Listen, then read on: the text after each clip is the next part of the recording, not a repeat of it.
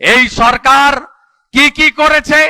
কোন গ্রামে গেলে যুবক ছেলে পাবেন না, মঙ্গলকোটে পাবেন না, আউস গ্রামে পাবেন না, কেতু গ্রামে পাবেন না, লাভপুর বোলপুর কিন্নাহারে পাবেন না, আপনি কোথাও পাবেন না যুবকদেরকে গ্রামে। কেন? সবাই অন্য রাজ্যে চলে গেছে পরিযায়ী শ্রমিকের কাজ করতে। 1 কোটির কাছাকাছি পরিযায়ী শ্রমিক। তাই এই রাজ্যে এই সরকারের হাত থেকে মানুষ পরিত্রাণ চাইছে, পরিত্রাণ চাইছে। 2 কোটি 15 লক্ষ বেকার।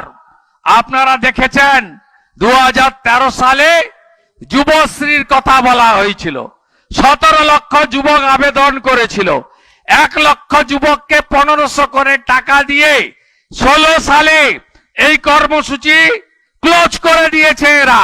আবার লাইন দিয়ে 85 লক্ষ যুবকের কাছ থেকে, যুবতীর কাছ থেকে ফর্ম জমা নিয়েছে।